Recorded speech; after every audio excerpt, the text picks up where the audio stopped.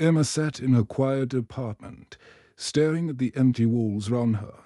At 32 years old, she had everything she thought she wanted. Her job as an architect paid well, and people respected her work. But when she came home each evening, the silence felt heavy on her shoulders.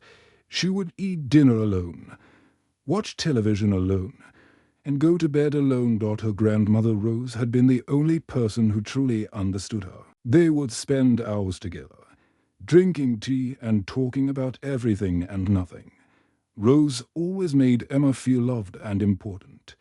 But 3 months ago, Rose had died peacefully in her sleep, leaving Emma with a hole in her heart that nothing seemed to fill. Emma had been putting off cleaning out her grandmother's house. Every time she thought about going through Rose's belongings, her chest felt tight with sadness.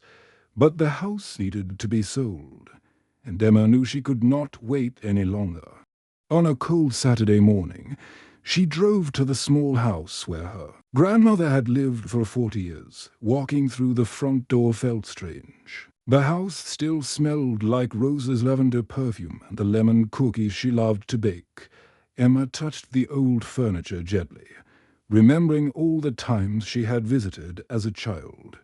The kitchen table where they had played cards, the cozy living room where Rose had taught her to knit. Every corner held a precious memory. Emma started with the bedroom, carefully folding Rose's clothes and deciding what to keep and what to give away. She found Rose's favorite blue dress, the one she wore to church every Sunday. Emma held it close, breathing in the faint scent of her grandmother's perfume, and cried quietly. The hardest part was the attic. Emma climbed the narrow wooden stairs, slowly, feeling dust particles dance in the afternoon sunlight that streamed through a small window. The attic was cramped and warm, filled with boxes that Rose had stored over many years. Emma opened the first box and found old Christmas decorations, some that she remembered from her childhood. Box after box revealed treasures from Rose's long life. There were books with yellowed pages, kitchen items from decades past, and clothes that were now completely out of style. Emma smiled as she worked, imagining her grandmother as a young woman wearing these things, living a life full of hopes and dreams. As Emma moved a pile of old curtains, something caught her eye. Behind the curtains was a small wooden box she had never seen before. It was simple but beautiful, made of dark wood that had been polished smooth by many hands. Emma lifted it carefully and felt that it was quite heavy. She sat cross-legged on the dusty attic floor and opened the box. Inside were dozens of photographs, more than she had ever seen of her grandmother's younger days. Emma's heart raced with excitement as she looked through them one by one. The photographs showed a side of Rose that Emma had never known. Here was her grandmother as a teenager, laughing with friends at what looked like a school dance. Here she was as a young woman, dressed beautifully for what might have been a special occasion. Emma had always known Rose was pretty, but these pictures showed her as truly stunning. Then Emma found a photograph that made her stop breathing for a moment. It showed two young women sitting together on a park bench. They were both laughing, their faces bright with joy and friendship. One of them was definitely her grandmother, probably around 20 years old. But the other woman was a complete stranger to Emma. The unknown woman had kind eyes and a warm smile. She was wearing a simple dress and had her arm round Rose's shoulder. They looked like the closest of friends, like sisters almost. There was something about their happiness that made Emma feel both joyful and sad at the same time. Emma turned the photograph over with shaking hands. On the back, in her grandmother's neat handwriting, were words that confused and worried her. Margaret and me, 1952, my dearest friend who saved my life. I hope she can forgive me someday. Emma read the words again and again, trying to understand. Who was Margaret? In all the years Emma had known her grandmother, Rose had never mentioned anyone by that name. In fact, Rose had always seemed to have very few close friends. She was friendly with neighbors and people at church, but Emma could not remember her ever talking about a best friend from her younger days. The word forgive troubled Emma most of all. What had happened between these two women who looked so happy together? What had Rose done that needed forgiveness? And why had she never told Emma about Margaret, especially if this friend had saved her life? Emma sat in the dusty attic as the sun began to set, holding the photograph in her hands. She felt like her grandmother was trying to tell her something from beyond the grave. Rose had kept this picture for over 70 years, had written those words of regret and hope. This Margaret person had clearly been very important to her. That night, back in her own apartment, Emma could not stop thinking about the photograph. She placed it on her bedside table and stared at it for hours. The two young women looked so alive, so full of dreams and possibilities. Emma felt drawn to their story in a way she could not explain. She knew she had to find out what had happened to Margaret, and why her grandmother had carried this secret for so long. Emma could not get the photograph out of her mind. Every day after work, instead of watching television or reading a book, she returned to her grandmother's house to search for more clues about Margaret.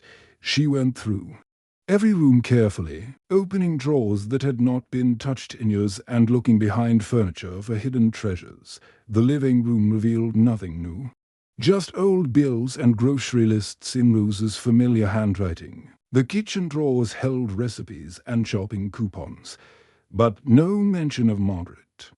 Emma began to worry that the photograph might be the only trace of this mysterious friendship that had meant so much to her. Oh, her grandmother. Then she remembered her grandmother's bedroom dresser. Rose had always kept her most precious things in the top drawer, things like her wedding ring and a few pieces of jewelry that had belonged to her own mother. Emma had looked through this drawer before, but only quickly. Now she decided to examine everything more carefully. At the very back of the drawer, behind Rose's prayer book and a small bottle of perfume, Emma's fingers touched something wrapped in old tissue paper. She pulled it out carefully and unwrapped it. Inside was a small jewelry box that Emma had never seen before. It was made of wood with tiny painted flowers on the lid. The kind of thing a young woman might have treasured many years ago. Emma opened the box with trembling hands.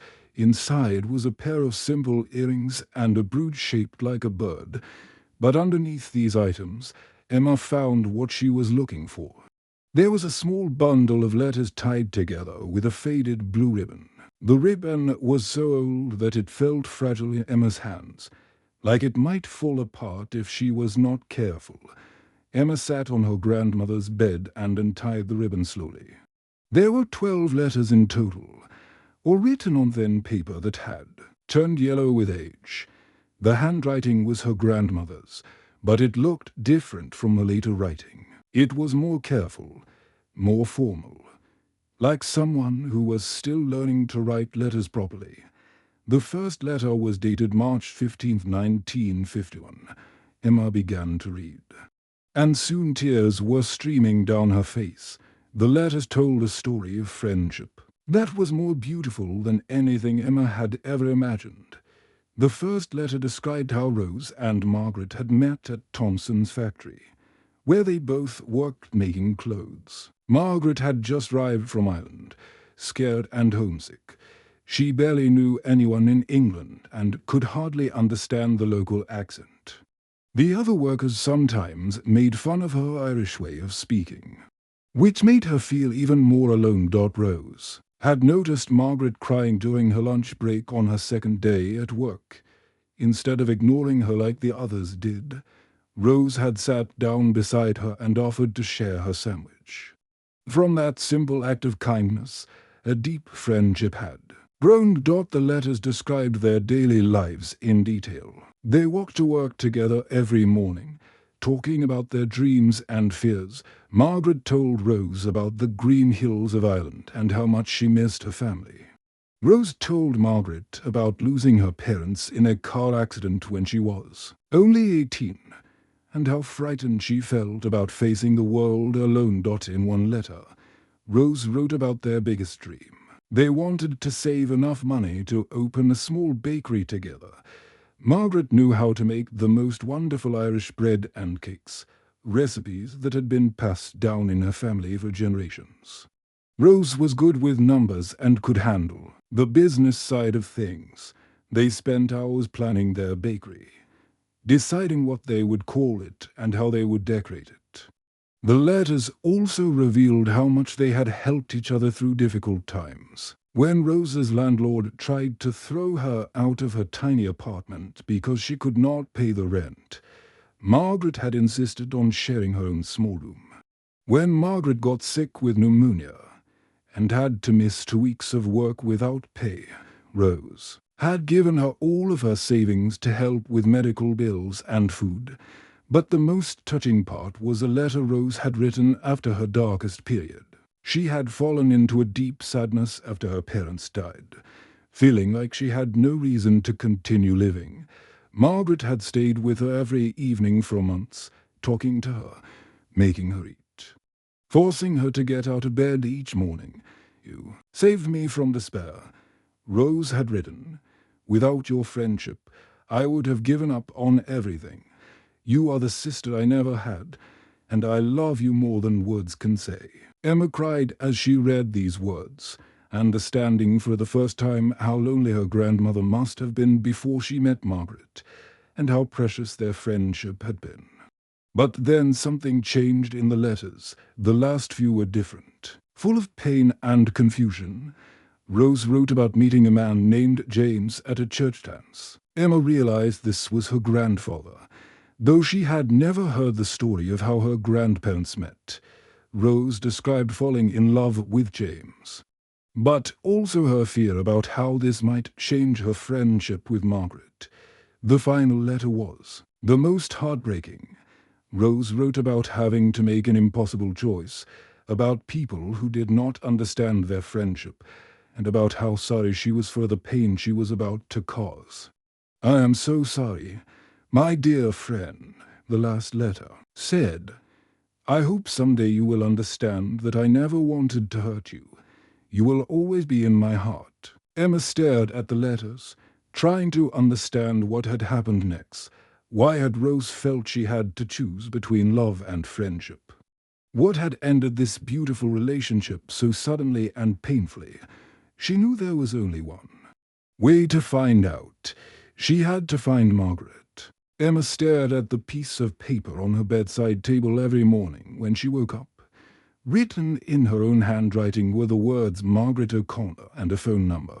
She had found this information after hours of searching through old records and websites, following clues from the letters she had discovered in her grandmother's jewelry box. For 2 weeks, the paper had sat there like a challenge she was afraid to accept. Every day, Emma told herself that today would be the day she would call. She would pick up the phone, dial the number, and finally speak to the woman who had been so important to her grandmother. But every day, fear stopped her. What if Margaret did not want to talk to her? What if the old woman had forgotten about Rose? Or worse, what if she was still angry about whatever had happened between them all those years ago? Emma worried that bringing up the past might cause Margaret pain, especially if the memories were difficult ones. Sometimes Emma would hold the phone in her hand, ready to dial. But then she would imagine Margaret's voice turning cold when she heard Rose's name, or she would picture Margaret hanging up the phone without explanation. These thoughts made Emma's stomach feel sick with worry. So she would put the phone down and tell herself she would try again tomorrow. Emma also worried about what she would say. How do you call a stranger and explain that you are the granddaughter of someone who might have hurt them decades ago? How do you ask about painful memories without making things worse? Emma practiced different conversations in her head, but none of them sounded right. On Friday evening, Emma almost dialed the number. She had been thinking about her grandmother all day, remembering how Rose used to encourage her to be brave when she was scared. The only way through fear is forward. "My dear," Rose used to say. Emma could almost hear her grandmother's voice, encouraging her to make the call. But when Emma picked up the phone, her hands started shaking so badly that she could not dial properly. She put the phone down and decided to wait until the weekend when she would have more time to talk. If Margaret wanted to have a long conversation, Saturday came and went without the phone call. Emma cleaned her apartment and went grocery shopping, but all day long she thought about the piece of paper beside her bed. She felt like she was disappointing her grandmother by being such a coward. Sunday afternoon was quiet and peaceful. Emma had finished reading the newspaper and was drinking a cup of tea when she suddenly felt a wave of determination wash over her. She looked at the photograph of Rose and Margaret that she had placed on her coffee table. The two young women in the picture looked so happy and carefree. They had been brave enough to build a friendship in a time when it was not easy for a young Irish woman to find acceptance in England. Emma thought about how lonely she had been feeling since her grandmother died. She thought about all the regrets she would have if she never tried to contact Margaret. What if Margaret was lonely too? What if she was wondering about Rose, just like Emma was wondering about her? Emma walked to her bedroom and picked up the piece of paper. Before she could change her mind, she dialed the number quickly. Her heart pounded so hard that she could hear it in her ears as the phone rang once, twice, 3 times. "Hello." The voice that answered was soft and gentle, with just a hint of an Irish accent still there after all these years. Emma's throat felt dry, but she forced herself to speak. "Hello, is this Margaret O'Connor?" Her voice came out as almost a whisper. "Yes, it is. Who is calling? Please." Margaret's voice was polite but curious. Emma took the deepest breath of her life. "My name is Emma Wilson. I think you knew my grandmother. Her name was Rose Wilson, but her maiden name was Rose Fletcher." The silence that followed seemed to last forever. Emma could hear her own heart beat and wondered if she had made a terrible mistake. Maybe Margaret did not remember Rose at all. Maybe she had the wrong person. Then she heard Margaret take a shaky breath. "Rose," Margaret whispered, and Emma could hear the emotion in her voice. "Little Rose Fletcher, after all these years, someone is calling me about Rose. You do remember her?" Emma asked, feeling relief flood through her body.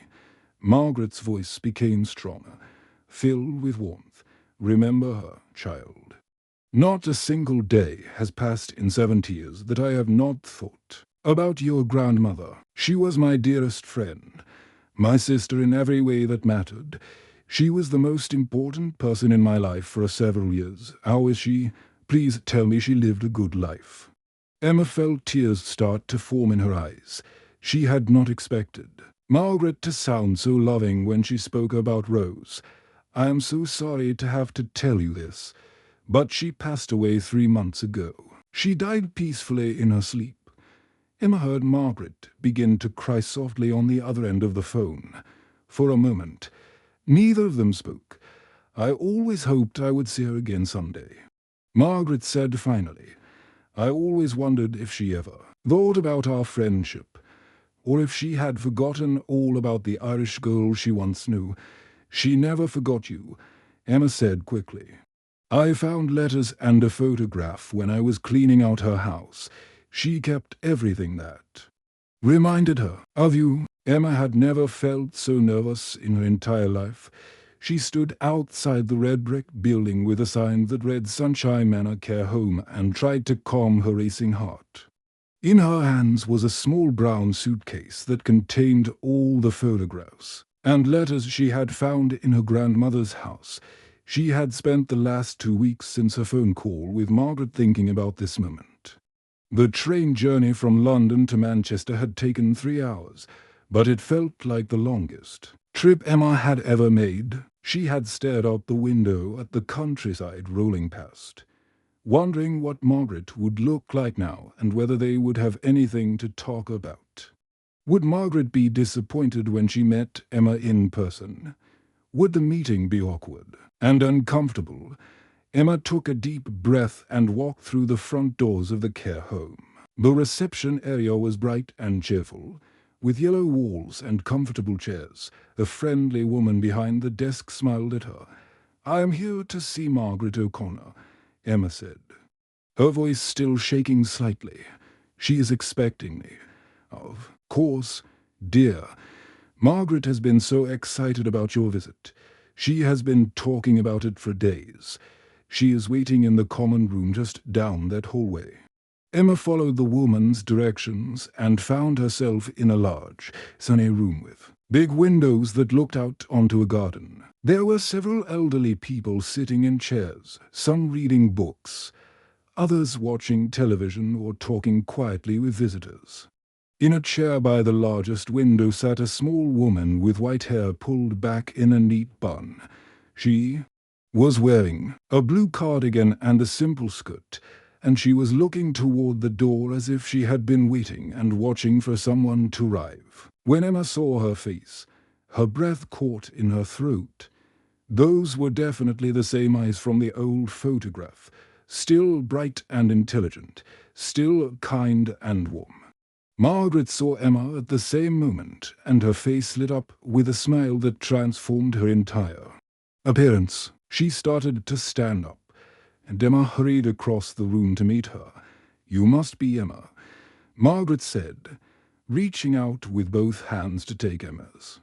Her voice was the same soft one Emma remembered from their phone call, but seeing her in person made everything feel much more real. "Oh my goodness, you have Rosa's face, the same gentle expression, the same way of holding your head slightly to one side when you're thinking." Emma felt tears come to her eyes as she looked at Margaret. This woman had been so important to her grandmother, and now she was really here, really real. "It is so wonderful to finally meet you," Emma said. Margaret gestured for Emma to sit in the chair next to hers. "I have been thinking about this meeting every day since you called," she said.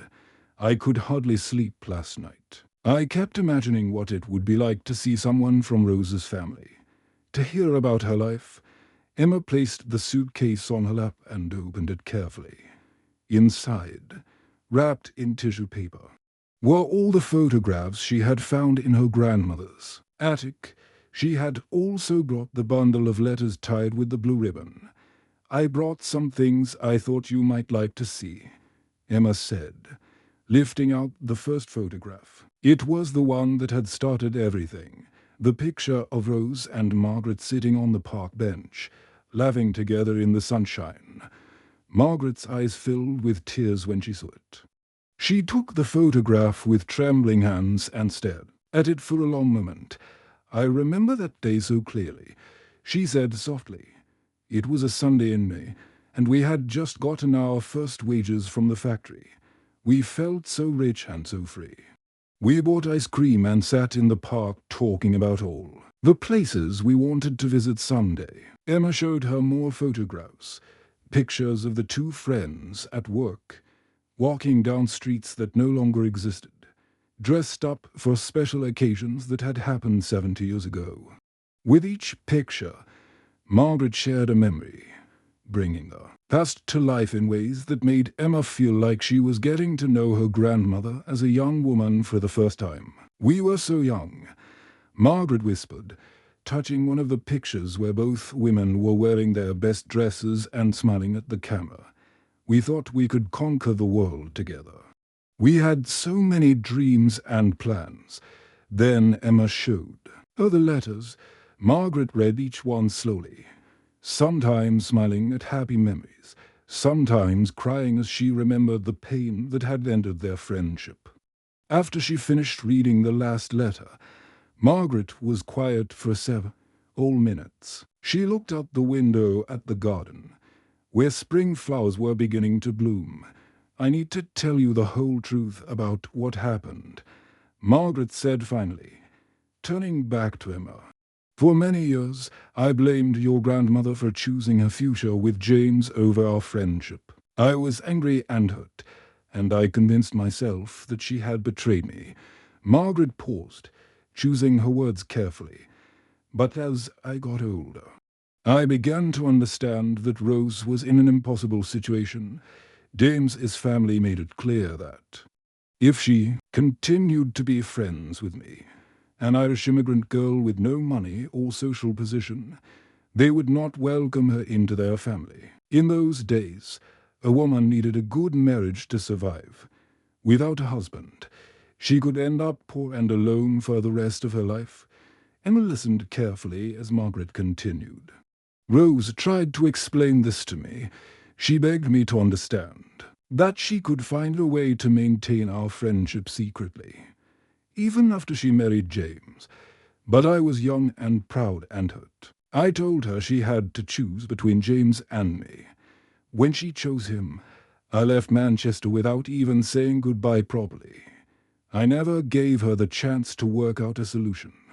Margaret reached over and squeezed Emma's hand. Your grandmother did nothing wrong. She was trying to survive and build a future. Just like any young woman would do, I was too stubborn to see that at the time. After that first meeting at Sunshine Manor, Emma's entire world began to change in ways she had never expected. The lonely evenings in her apartment became something to look forward to. Because now she had someone special to call and talk to. Every few days, Margaret's voice on the phone became like music to Emma, full of warmth and stories that helped fill the empty spaces in her heart. Emma started taking the train to Manchester once a month to visit Margaret. Each visit was like unwrapping a present, because Margaret had so many stories about Rose that Emma had never heard before. She learned that her grandmother had been much braver than Emma had ever known. Margaret told her about the time Rose had stood up to the factory supervisor when he was treating the workers badly. Most people were too scared to complain because they needed their jobs. But Rose had spoken up for everyone. She had organized the other women to demand better working conditions and fair pay. Because of Rose's courage, things had improved for her. All the workers. Emma also learned that her grandmother had been secretly generous in ways no one had ever known. Margaret revealed that for several years after their friendship had ended, Rose had somehow found Margaret's address and had sent her small amounts of money whenever Margaret was struggling. The money always came without a note or explanation, but Margaret had recognized Rose's handwriting on the envelopes. Your grandmother never stopped caring about me, Margaret told Emma during one of their visits. Even when we could not be friends openly, she found ways to help me. She probably saved my life several times over the years, and I never even knew it was her until much later. These stories made Emma understand her grandmother in a completely new way. Rose had not just been a kind old lady who baked cookies and gave warm hugs. She had been a woman of strength and compassion who had made difficult choices and had lived with the consequences for decades. Emma decided to help Margaret preserve these important stories. She brought a small recording device on her visits and asked Margaret to tell her everything she remembered about life in England during the 1950s. Margaret's memory was still sharp, and she had lived through experiences that were becoming history.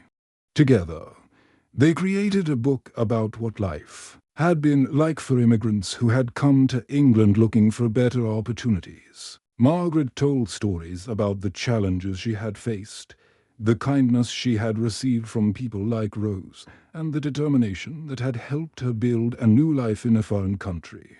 The book was full of hope and strength, Margaret's. Stories showed how people could overcome any difficulty if they had courage and if they were willing to help each other. Emma typed up all the stories on her computer and helped Margaret organize them into chapters. They called the book Finding Home, an Irish Woman's Journey. As the months passed, Emma realized that Margaret was becoming like a grandmother to her. They talked about everything: Emma's work. Her dreams, her fears about the future, Margaret listened with the same kind of patience and wisdom that Rose had always shown. 6 months after their first meeting, Emma made a decision that surprised even herself.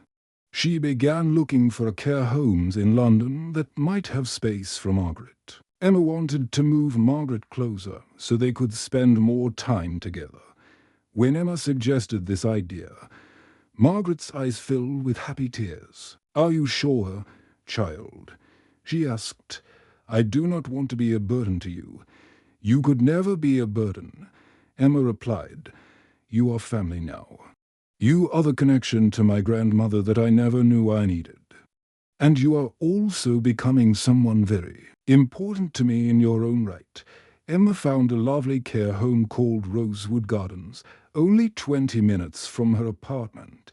The staff there were kind and caring, and they welcomed Margaret warmly. Emma helped Margaret pack her few belongings and made the move as comfortable as possible. Once Margaret was living in London, Emma visited her every weekend. They would take walks in nearby parks when the weather was nice, or sit in the common room looking through old photographs and talking about life. Margaret began to meet other residents at Rosewood Gardens and made new friends. But Emma remained the most important person in her life. Margaret taught Emma many things during their time together.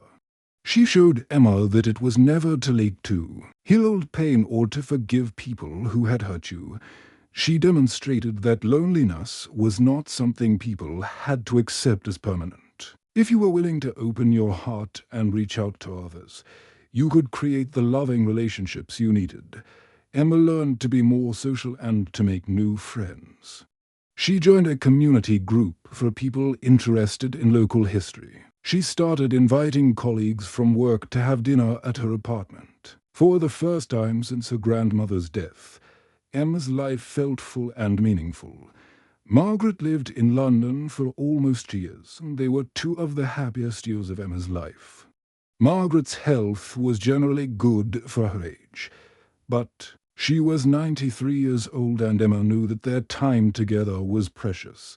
One morning in early spring, the care home called Emma at work to tell her that Margaret had passed away peacefully during the night. Emma rushed to Rosewood Gardens and found Margaret looking calm and comfortable, as if she had simply gone to sleep.